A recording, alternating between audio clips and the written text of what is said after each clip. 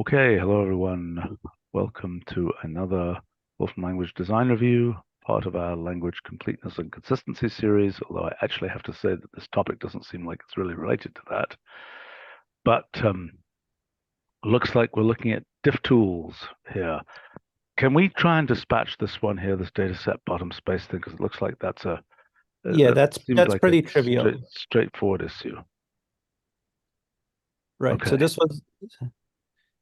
So this was something you requested, and that it not reserve the space underneath.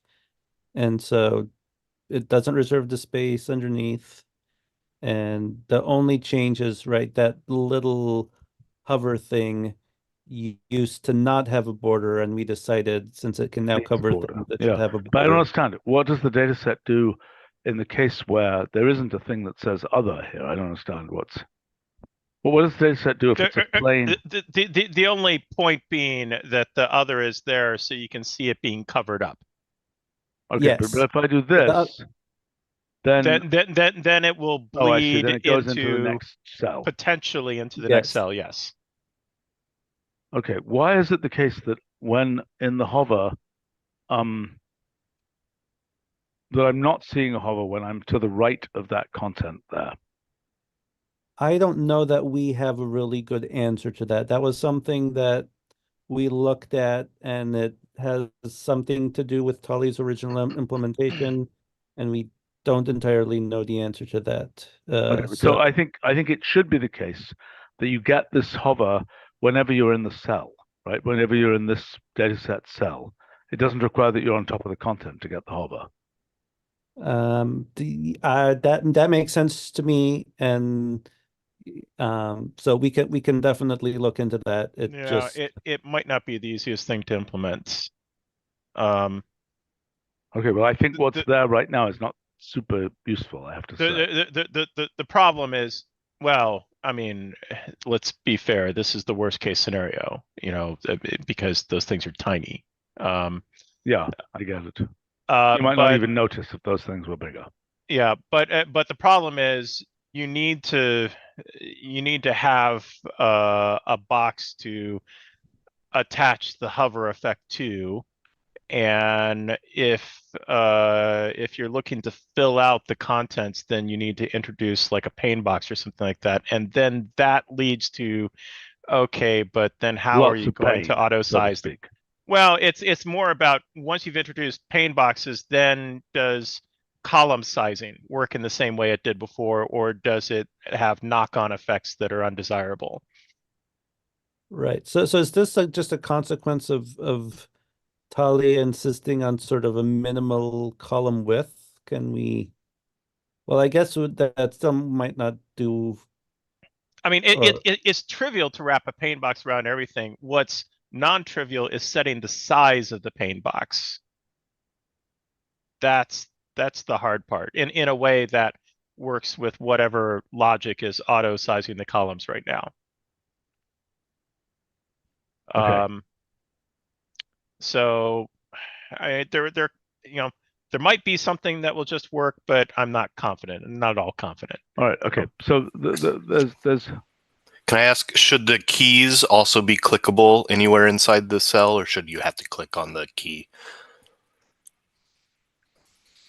you just sent this out as an example, right? I don't know what Yep. it's. Yep. Yeah, I mean that seems wrong. That doesn't work. That it only works when you're out of the content area. So Just seems both have wrong. the hover and be clickable. Yeah, I think so. Okay. I mean, It, I see the clickability. Okay, the question of whether the whole cell should be clickable as opposed to just. I kind of think that there's a question of should the whole cell light up when you're in it, or should only the content area light up? yeah, it looks a little strange for the font to be changing colors, but then have that keyed to a mouse over of the whole region. I That would agree. look a little strange. I agree. I agree with you. So it's not obvious what we want to do. I would argue that um, uh, I'd argue that the whole cell, that there is that we could have something where, for example, the border of the whole cell lights up when you're in it. So the right-click behavior doesn't require you to be right, or maybe it does. Okay. I'm not Okay. seeing that. See, I'm not seeing that right click. If I go there, if I hover, what the hell? Why isn't that lighting up when I'm hovering? Why Paste should it position. light up? That's data. I mean, why should it light up? No, but look at this. Right. Look at this. Look at the right click here. Okay. The right click here does not give position. It doesn't let me. Right. This is a consequence of the same Ugh, issue. this is pretty horrifying. Also, just as I said for dealing with attached cells, I mean, same thing for the context menu. You have to have a box to latch onto. Yeah, And I get the implementation issue yeah, and the way it's done right now. I think this isn't right. I mean, I think that shouldn't be different. I think I should be able to find the location of that cell, and honestly, as soon as I go in the cell, I would like it to show me that's the location of the cell. Yeah, I definitely agree that that would be desirable. I'm not going to promise that on any particular timeline because I don't Okay, know fine. But how hard this it is is. not for this meeting. Offline, have a think about it. See whether there's an easy way to do it. And Yes. UX wise, to me, lighting up the border of the cell you're in seems like a good idea. Can we light up the border? I don't know. I don't no, know. too much to say for this meeting. We can talk about All it right. later. Well, we'll anytime. have a private meeting with John and Yeah, right. But I mean, I think that the particular question you're asking, it's a win. What we've got here now, I think, looks really good. I like the border. I like the border, independent of its, the reasons why we had to have that border. I think the border is a good thing. Okay. I mean, the fact that I might go and try and click down there, and then it's gone by the time I get my mouse over there is unfortunate. But that's the way it is. That's the nature of hovery type stuff. Yep. Okay, let us go Diffie. Okay. All Right. right. So we had a meeting, right? Well, we had one meeting in LCC and I think a dedicated meeting. And so, yep, that's allowing you to get the latest version. Yeah. So you are. So this meeting will be with the same version of DiffTools that anyone can get from the Packler repository today. Great. Okay. All right. You have to warm me up because I've a little bit forgotten where we got to last time. Okay, let me see Right. what that does. Diff of that.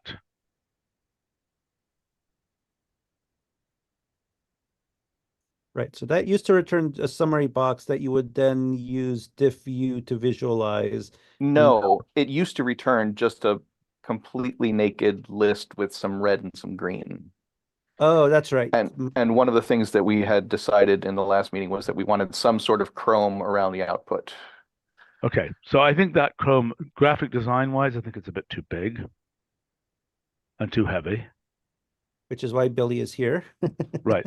And I'm also totally mystified by the lists:1 edit. What does that mean?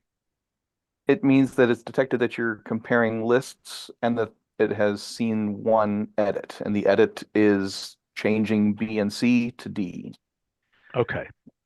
First point, the fact that it says you've got a list. Well, I can see I've got a list. You see what I'm saying? That's your internal. I hear what you're saying. Yeah. So it's more obvious here. It's less obvious for other kinds of things that you're diffing. Okay.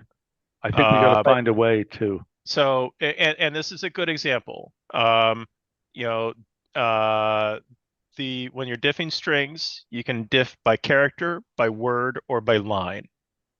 Okay. Okay. Now, I'm not necessarily defending the current presentation, but I think we do need something. I don't disagree, but I think the best thing to do would be if I've got, diff The cat was on the mat. The dog, I'm going to put that in. The dog was on the hat. Okay, so that's a character level thing. And maybe do a copy down. And is it the third argument, Lou? What? It's an option, which is There's diff yeah. granularity. What is it called? Right. Granularity?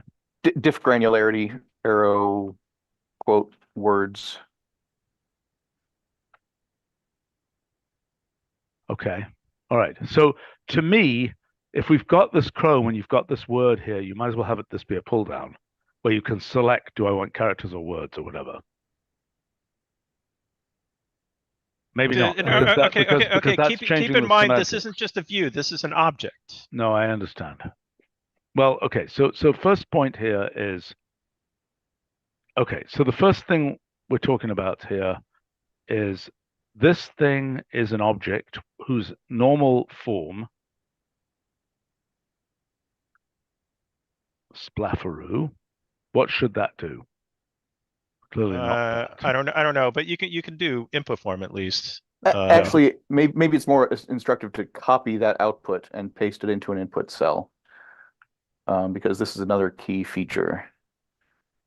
Oh. You're right. That's the bug I reported last night. No, copy that. No? This was supposed to work.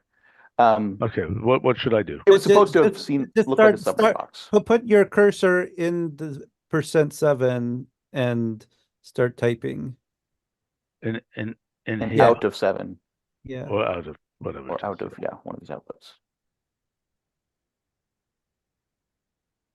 I see. So it minimalizes there, Yes. for better or worse. And and also helps to give you confidence that this is indeed a computable object. Yes. Okay. All right. I mean, clearly this, I don't know how this font ends up being bigger than this font here. It just seems crazy, but that's just a detail. Make sense? That is Comments? a detail, yes. Yeah. Okay. So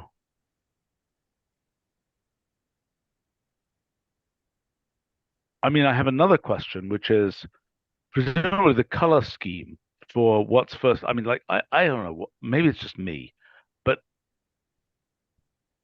I see red means you're removing from, this is the removed things and that's the added thing. Green means add, red Correct. means remove. This Right, is which this is very standard. very standard. Okay.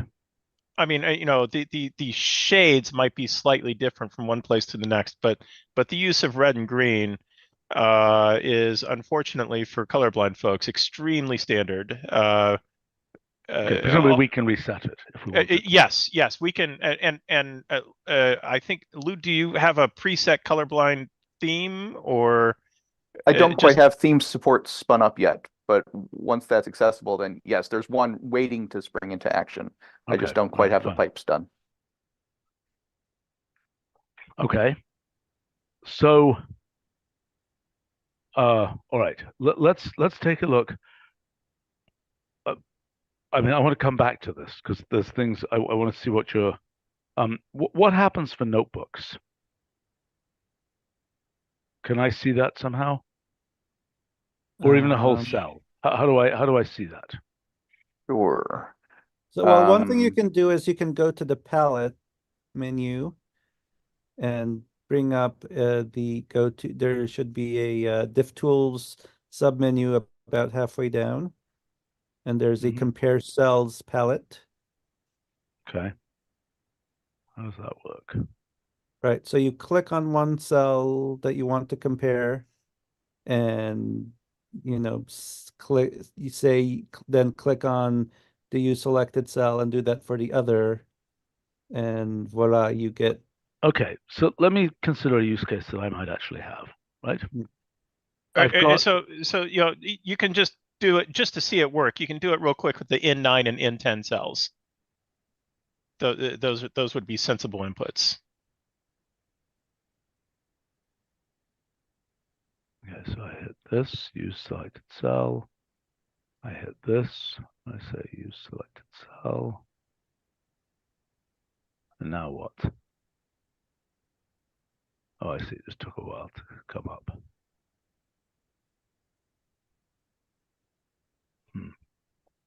Is this really scalable, what you have here? For more Well, complicated cells and so on? I mean, yeah, it's going to struggle with giant cells. Yes. What does it do with graphics? Currently, it does nothing special for graphics. If I make a disk, 3 disks that are in the same place and one of the disks in a different place, do we have any hope of being able to indicate that in a sensible way? The next thing I was intending to do was to diff graphics as images, as bitmaps. I haven't yet thought about diffing graphics as, sets of vectors. So I don't think that doing any kind of vector diff in the way that you're imagining, Stephen, can possibly be in the Right. remit of something we would ship for the next release. Yeah, okay. I mean, I we think a could bitmap diff the comparison is reasonable. expressions. Yeah, Yes, but we can certainly diff the box expressions. yeah, I don't know how useful that is. Well, Well, I in mean, some cases it is actually. right. And right. I mean, if it really is 2 disks, if you're comparing something with 2 disks and something with 2 disks, right? I mean, the boxes are practically identical to the input form of the graphics. And so I would think that in that particular case, that would actually be pretty useful because you could just see, oh, the coordinates of the second guy are different. Now, if you're going to diff 2 outputs from plot, which is ginormous, then yeah, that's hopeless. And also plot is not engineered for something that looks like reproducibility across a range of inputs. I mean, it may make decisions to do something radically different based on inputs that don't seem radically different. Right. Yeah. And Stephen, if you want to try this, I think you can just, create the 2 inputs and then wrap them in expression cell and diff them, and that will give you the cell diff that you were thinking of. Yeah, okay, but let me just understand. Okay, so a use case that I would have is I've got 2 versions of a thing I'm writing, and they have certain diffs. Mhm. And what would I typically want to do? I would typically want to take those diffs and, for example, accept or reject diffs. Do we Yes, have a I agree. mechanism for doing that?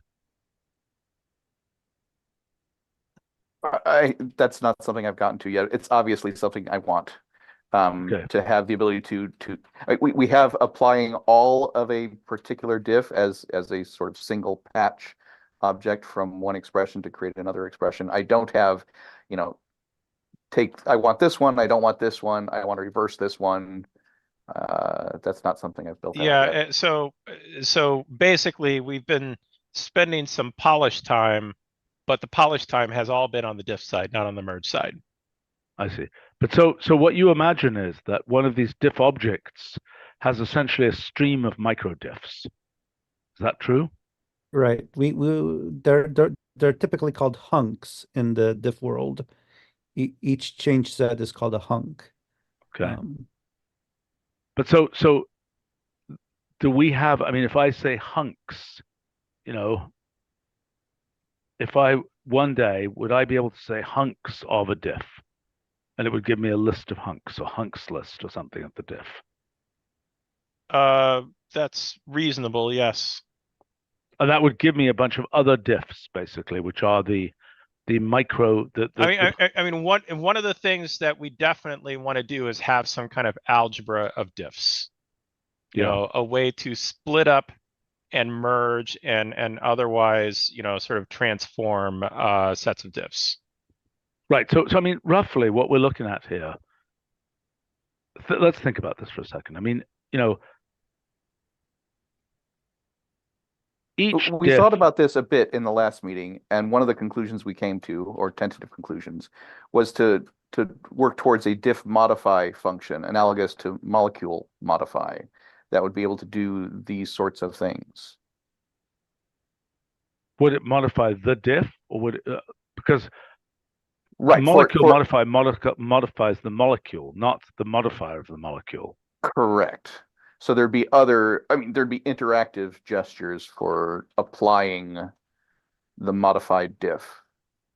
But if what you really want is to modify the diff directly, then I think a diff modify function is a fine thing.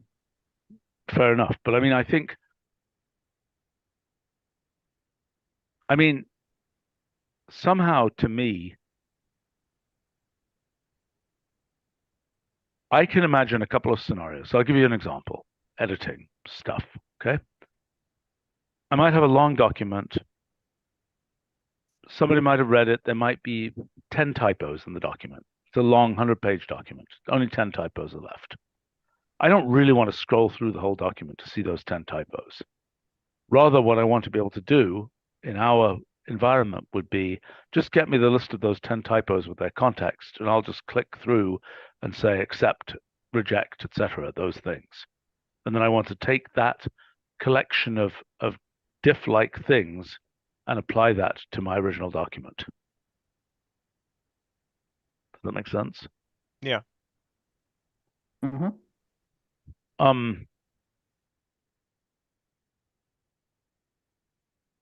Now, and by the way, something else that you might want to do is you might want to annotate the diff.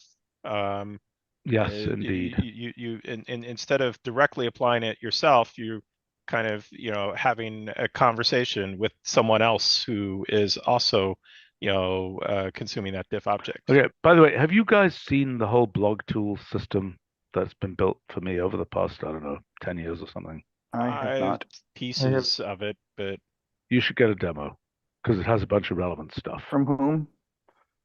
I think, I don't actually know who built it. Maybe Jay Warrendorf built it. I'm not sure.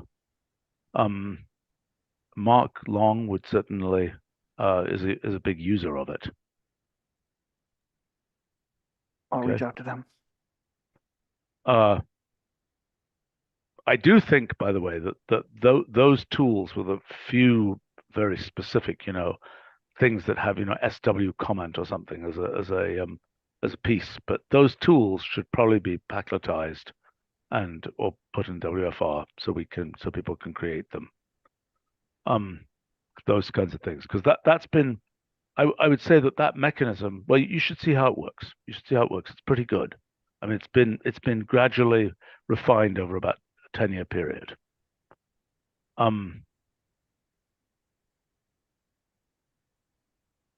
in some ways, if the goal is editor makes suggestions on a notebook, it's probably pretty well optimized for that. And it's not obvious that what you have here, I mean, one needs to think about how what you have here merges with that. Does that make sense? That's certainly not been our primary mission. I mean, our primary mission is to solve a bunch of core problems. About code or what? Well, about a variety of things. But one of the big ones is notebook diff and notebook merge in a fashion that is going to be friendly with version control. Yes. But Right. that's not the only issue. Certainly I have, in the past I have created one-off diffing tools because I have these, in my case it's often because I'm looking at bugs that have to do with cells, and I have two cells that are mostly the same except where they aren't, or two expressions that are mostly the same except where they aren't, and I need to see the pieces that actually are different, but it's like a huge tree. Right. Okay, let's keep going on what we've got here, because I think the case of sort of you should look at these blog tool things. I mean, and it's a slightly different case than probably you've been considering. It's the case where,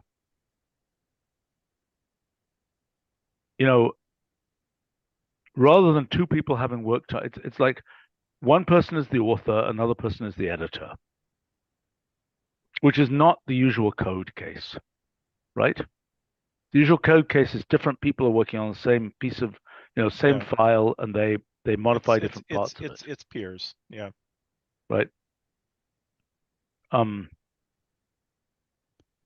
Now, I would say that and it's also historical. It's it's archaeological as Yes. well. That is certainly one of my prime use cases. is to see what the code looked like at one point in the past. Yes. Either what it looked like or when that first came into being and why. Yeah. If the person wrote a useful commit message. Although oftentimes with the code I'm working with, I get to Rory Murtaugh initial commit. So, I know that commit. Oh, that's the original commit in the source system. yes. That's funny. Okay. The fun bit of history. Rory was like boss number 4 for me, I think, in the company. Interesting. Okay. No, somebody should tell him that he's still seen in the in the archaeology. Okay. In any case, the what was I going to say here? So, I mean, we were this, talking about like code archaeology and the difference between that and the authoring story.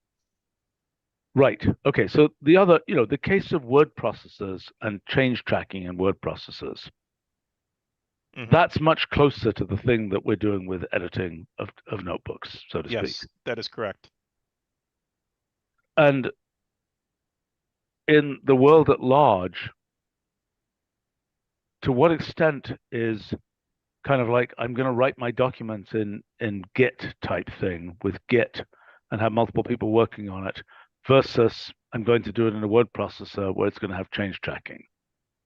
How do people view those two things? I mean, I've certainly heard of people like a decade ago. I heard of people, everybody was enthusiastic. Oh, we're going to use Git to do all of our, collaborative editing type stuff. I think it depends on the field and the kind of again the conventions in the field.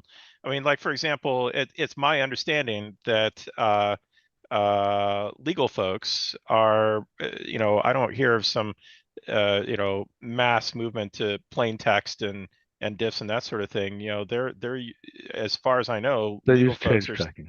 are using change tracking in Word or comparable word processors, and they're very happy with it. Yes, that is my impression also. Because the typical thing is that there isn't usually contention in a single document. See what I'm saying? In other words, it's like person A modifies it, then person B puts in their changes, then person C puts in their changes. Yes. Um, or if they do diverge, then they know they're diverging and someone's responsible for opening the various copies and synthesizing them in some way. Right. Whereas the case of programming where I don't actually know why that's so different, because why is it different? I mean, it's because the pieces of code, it's kind of funny because in a document, right, it could be the case that somebody changed. It's an interesting point. I mean, in a legal document, for example, it could be the case that somebody changed the definition at the beginning of the document. And the truth is that should blow up a bunch of other changes that were made. But nobody knows that. Right. Whereas with code, it's just not going to work. Right. It won't even compile. Right. Well, or sometimes in the worst case scenario, you end up with something that compiles but introduces a sneaky bug. Fortunately, that's rare, but it does happen. Right.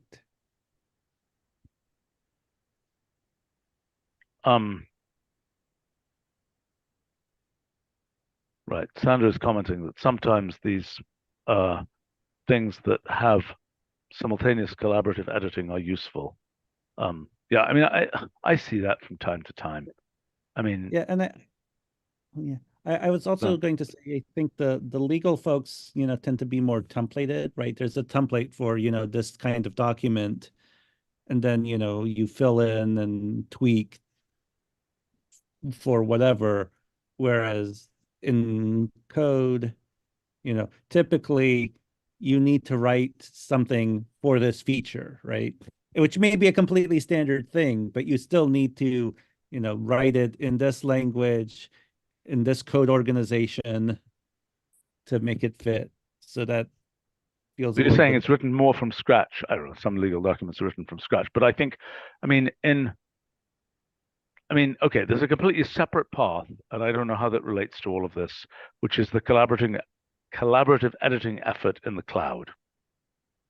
I mean, collaborative editing on the desktop, we've actually had experiments with using the channel framework and so on, right? 10 years ago.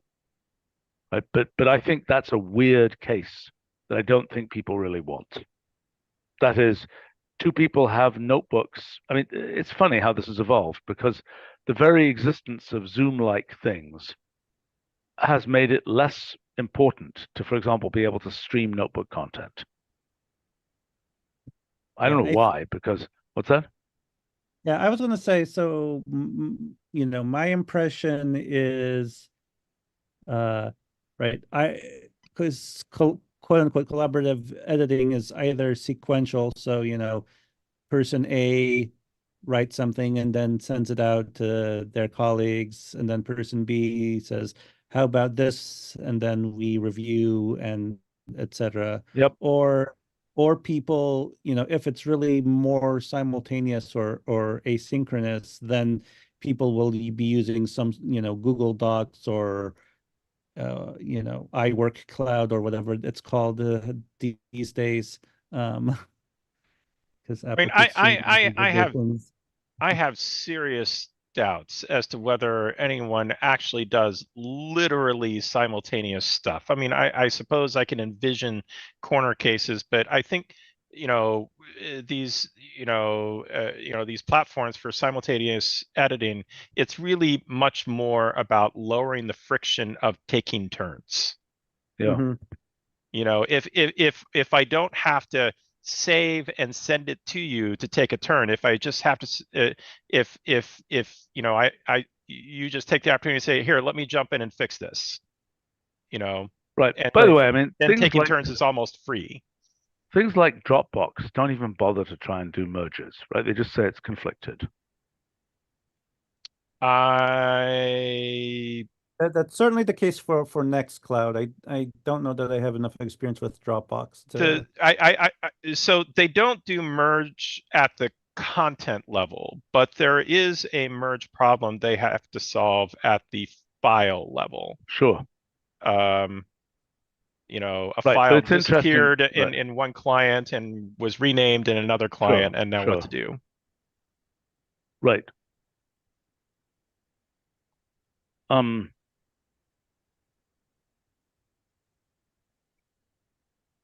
Let's see. Right, but I've certainly run into the problem where, I was on a plane and edited something in Nextcloud, and then I landed and discovered that Carla had edited or whatever, for appropriate values of Carla, and and then it just yells at me and says, I need to do something to fix this. So.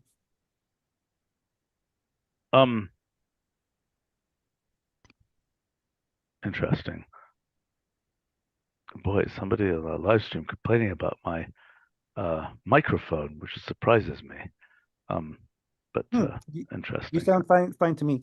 Likewise. Yeah. Okay. So, well, all right. I mean, just a separate issue, which is in the cloud, we are certainly working towards a collaborative editing story, which will probably be a cell-by-cell collaborative editing thing.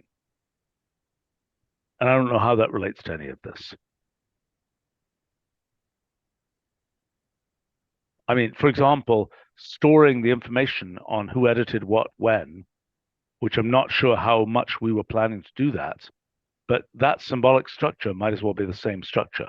I mean, I'd like to remind you, sort of cautionary tale in quotes, the story, what I insisted got put in, I don't know, 15 years ago or something now, of cell change times data.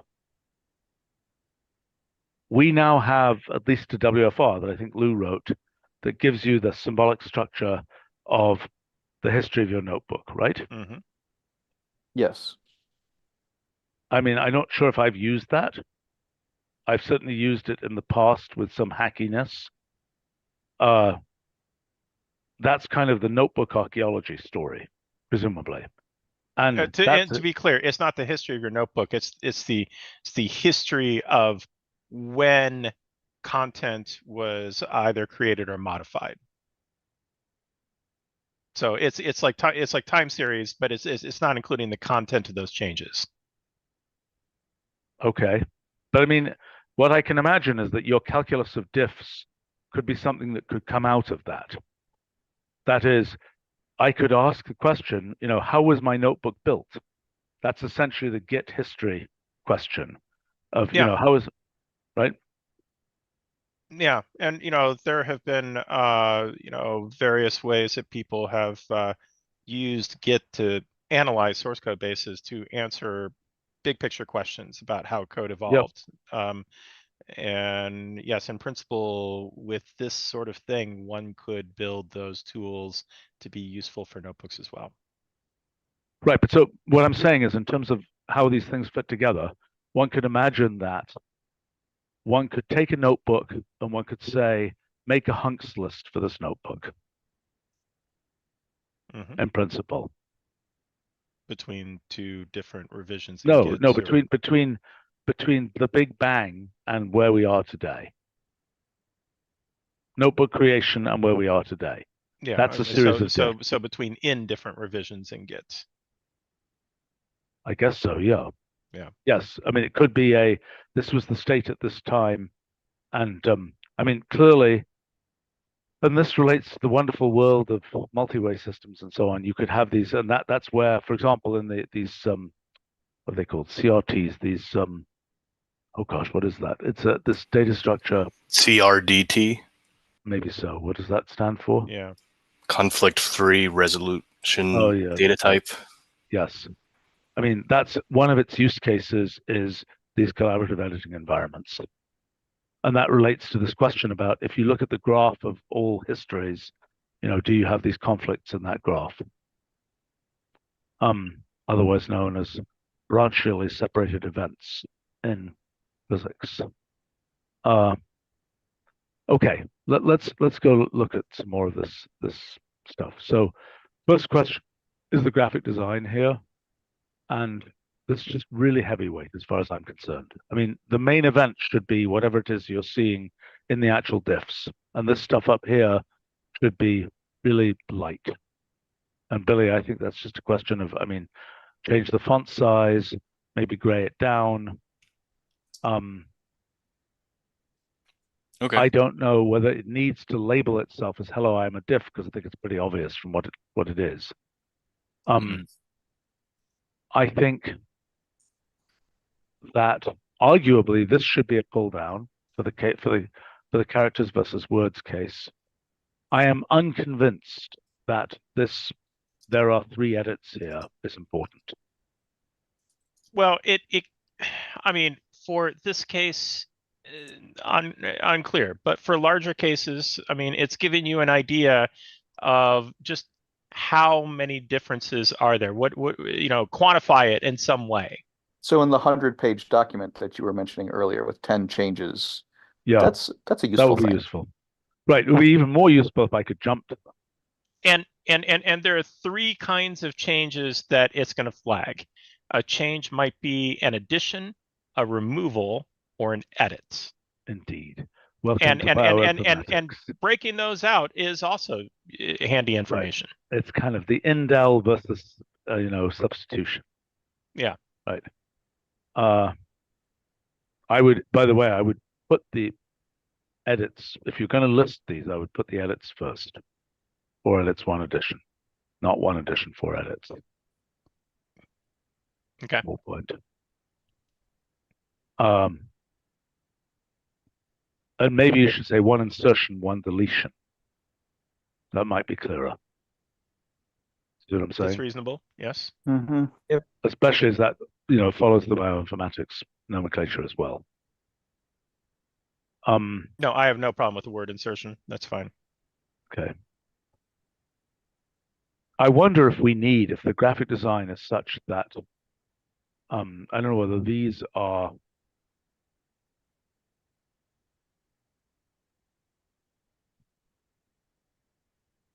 I would assume that should be character space alignment there.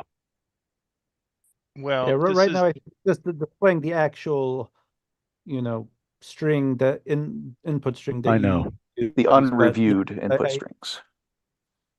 Yeah. I think that for this pull down, they should be plain English type stuff if we're going to do it as a pull down like that. Mhm. if it's plain English, then are you removing the capitalization? And if you're removing the capitalization, then is that going too far and straying from what the input form would be? I'm not sure. I don't think it does. I think that I think if we have the right auto completion when you're actually entering it, it's probably okay. But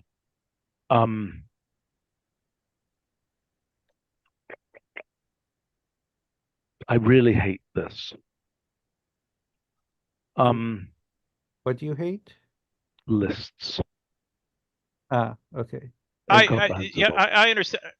To be honest, I'm not the happiest with it either. But I haven't spent as much time maybe as I could thinking about how we could present that information. But I think we should present it in some way. But Stephen, what about the summary box rendering between in 13 and in 8 in your notebook?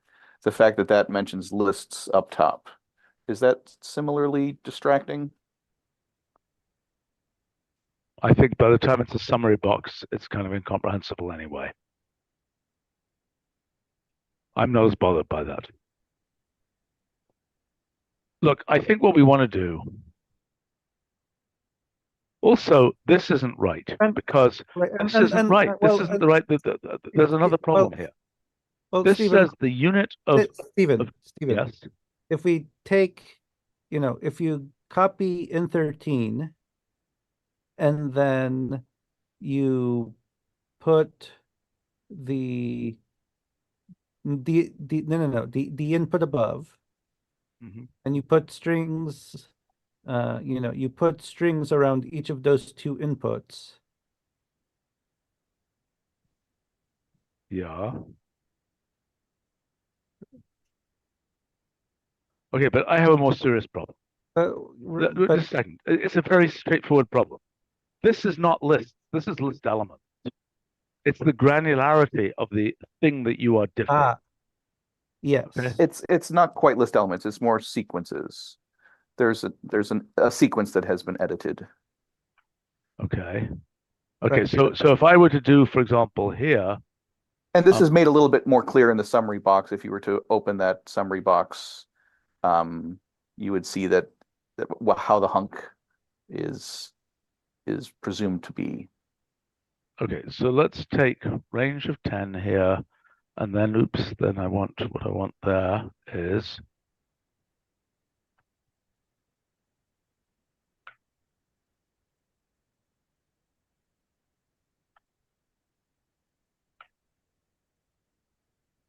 okay, but that was separate list elements. That wasn't a sequence. I mean, it could Well, have said the sequence was removed. Yes, it's possible there's a disconnect between counting of removals and counting of edits. I should say 3 deletions anyway, it would be much clearer, but that's irrelevant. I mean, I think here, let's say we go, 6, 5, 4 here.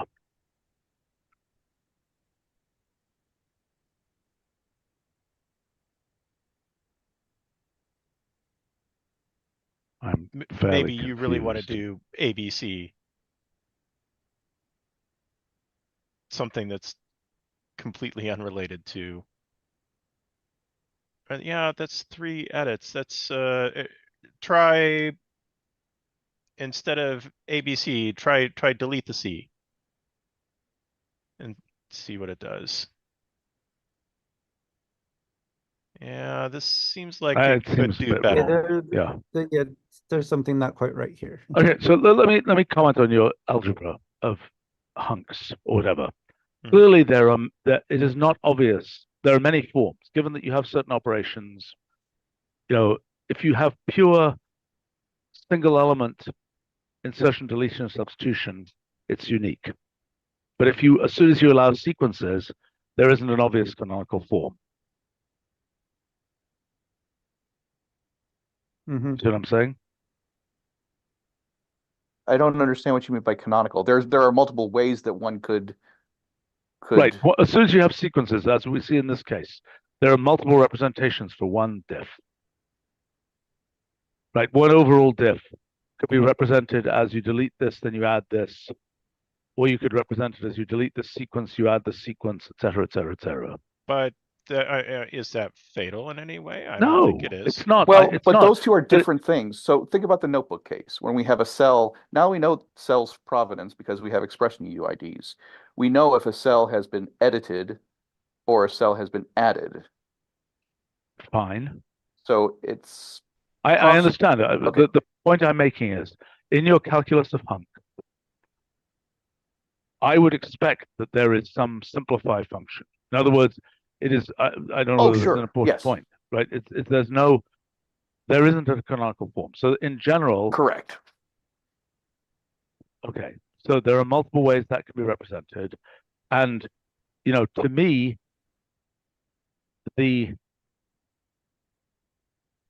here are a bunch of. It's sort of an interesting case because it reminds me of these sort of combinator type. Apply this thing. Apply many. Boy, it's weird because we also in principle have operations like this. Yeah, I mean there's some data structures where they work like lists. There's some where they will be a mess, like even arrays or matrices. You can't just go willy-nilly and say I want to remove this block in this matrix. And you get, in the case of lists, you can just remove blocks and there'll be a reasonable thing that you get out from it. In the case of a 2D data structure, you'll get a thing with holes in it, which is a whole different story. I mean, that's in a sense what we're dealing with in geometry. Anyway, never mind. Okay, I'm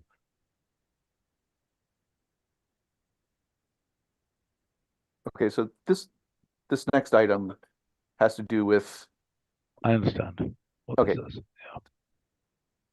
I would think that appearance would be the better.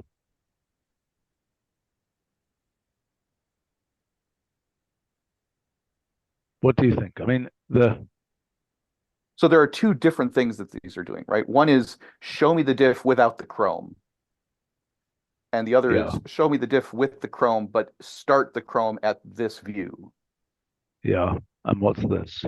That is the proposed thing that should start the diff with Chrome at a given view.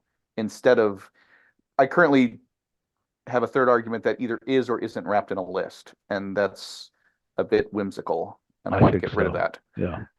So I thought the second thing should be an option, but appearance is the closest option name that we could come up with. I kind of agree.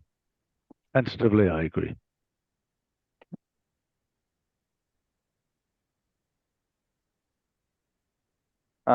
Previously, we had a third argument that was doing way too much work, so there are some new options. We've already looked at diff granularity, I think.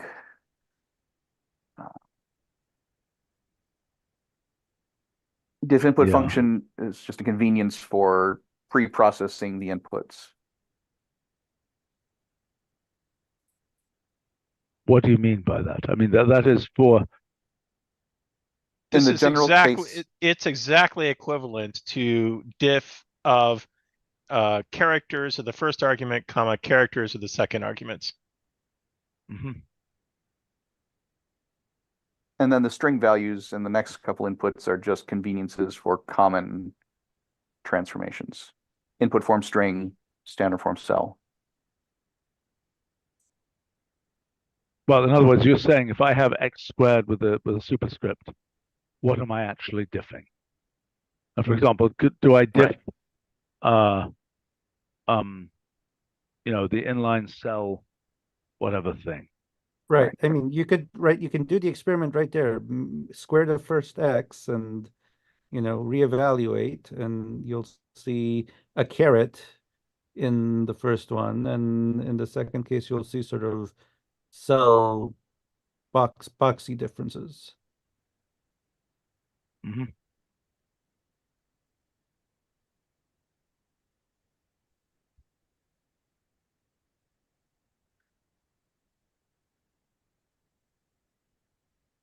Okay. Let me just Right. Okay, that's this thing, which I think seems a bit embryonic still. I mean, this is a complicated piece Yeah. of functionality. Yeah. Okay. We should probably wrap in a moment here. But well, let's see. There's some minor issues with this Chrome. Is there any major thing we want to still discuss with that before we look for another? I mean, I don't like. I think we should lead with. If we're going to have this thing here, we should say 4 edits, 1 insertion, right, as a leading thing, because it's kind of like gives you the idea of what it is. The real killer here was lists. Huh? What does that mean? Yeah. Really, that's an annotation.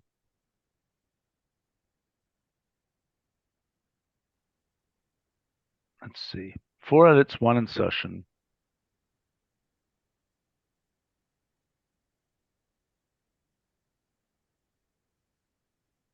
As I say, this is just the wrong, it's the wrong thing, because a list is the whole object and a character is the granularity concept. Mm-hmm. So, I mean, that's more elements. By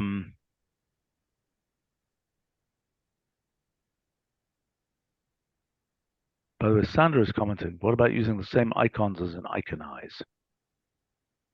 Not quite sure what that's for, but I think it's instead of the word lists, we have the iconize, list brace, dot, dot, dot, close oh, I list see, I brace. see, I see, I see. Interesting. I don't think that generalizes to the other types very well, though. It does. Well, I think in the list situation, I just think, look, first of all,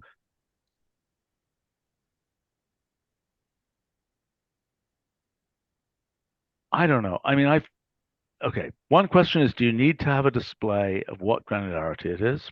Question one. And question two, do you need to be able to change that granularity interactively here? I think the answer to that is probably no. For the Well, change. and in fact, I really don't want to. Yeah, because then you have to. Then you have to not. granularity. Then it has to be lazy. I mean, otherwise. Exactly. It has to, And that's not the point of, yeah.